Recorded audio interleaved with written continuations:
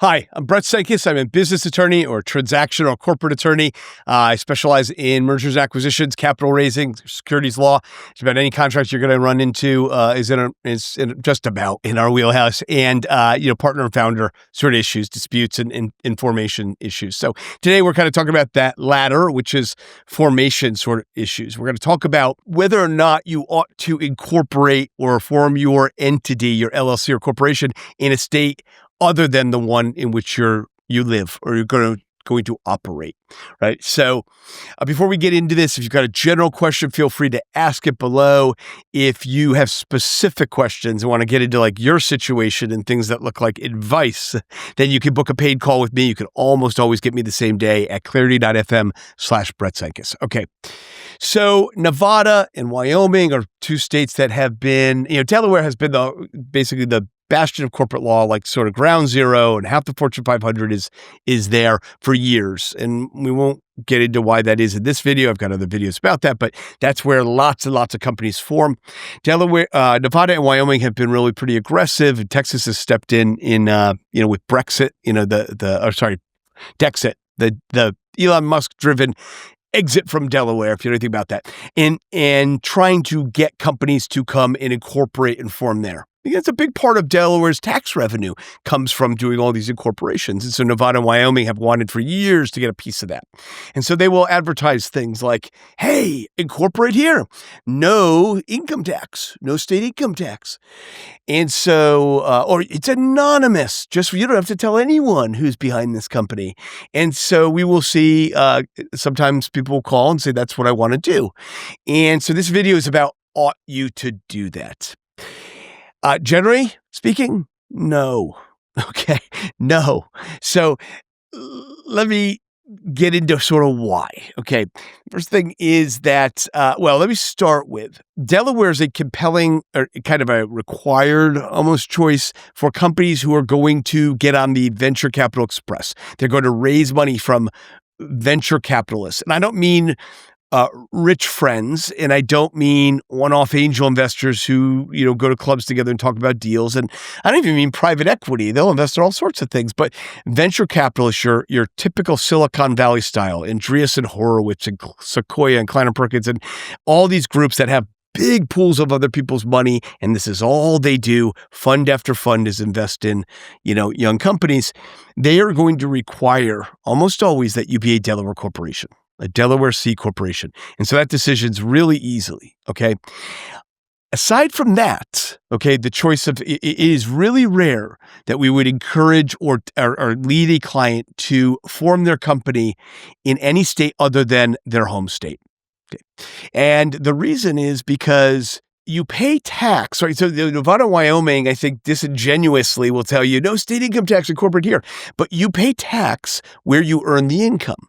So if you're starting a business and you and your partners are in Texas, where I live, that's where you're going to be viewed as earning the money. I mean, if you're doing consulting all over, generally speaking, this is going to be your home base, where you'll pay. So having a Nevada LLC or corporation doesn't matter. You didn't earn any income there, right? So doesn't. People are clients are surprised to hear this. And well, why does Nevada say that? Well, they say that because they want to get business. Anonymity is another big driver here. We hear often clients say, I just don't really want to tell people what I'm doing. So Wyoming, you don't have to do that. That's true. Okay. Now, however, if you're doing business in Texas, for example, you will have to register to do business in Texas. And that's really every state where you have what's called nexus. You've got to register to do business there.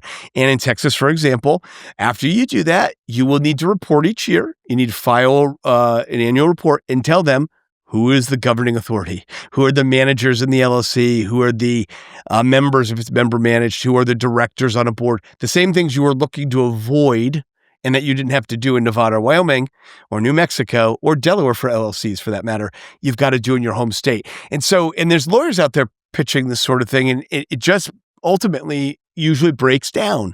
Now, I'm not saying there can't be structures that you could keep anonymous, but the drivers fundamentally for people when they first come to us saying, I want to be a Nevada or Wyoming company, the reasons they think they want to do that generally aren't going to hold up. Okay.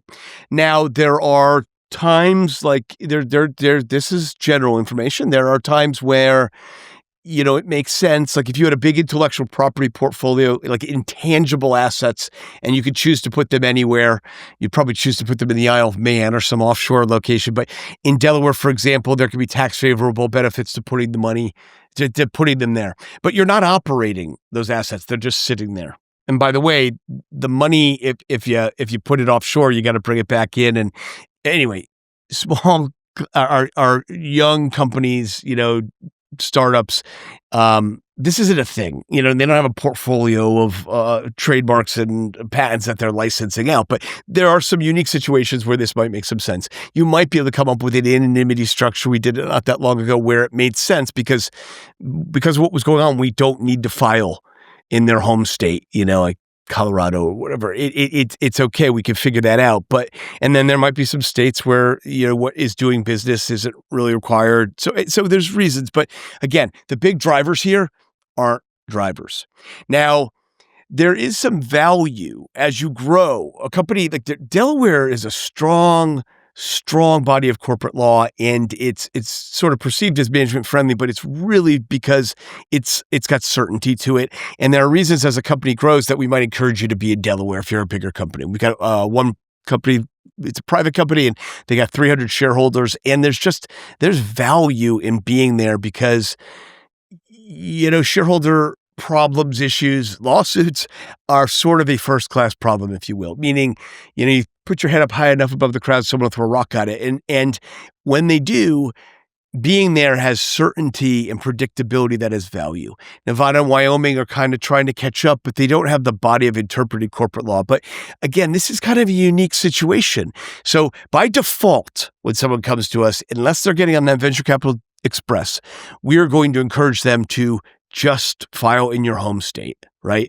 And in a distributed world where employees are in other places and things like that, even that might not be so clear where you're earning your money. But generally speaking, our clients, it's pretty clear. Our main office, our primary business, it's here. We're going to recognize this as the seat of our income, so it doesn't matter what Nevada charges. And now you just got to file a report each year with Nevada and maybe pay a small franchise tax. You pay Delaware $350 for the privilege of being there. And again, it may just not even matter by the time we get done with the analysis. And if all you base the analysis on is what Nevada, Wyoming want you to think, there's another level of sort of thinking about the issue. So if you've got unique use cases, you think I'm missing the boat on something, I would love to hear about it. I think I know a lot about this stuff, but I do not know everything. So you got general comments, put them below, general questions, put them below, specific ones. You can book a paid call with me, as I said earlier, at clarity.fm/Brett Sykes. I hope this is helpful, and I appreciate you watching today. Thanks.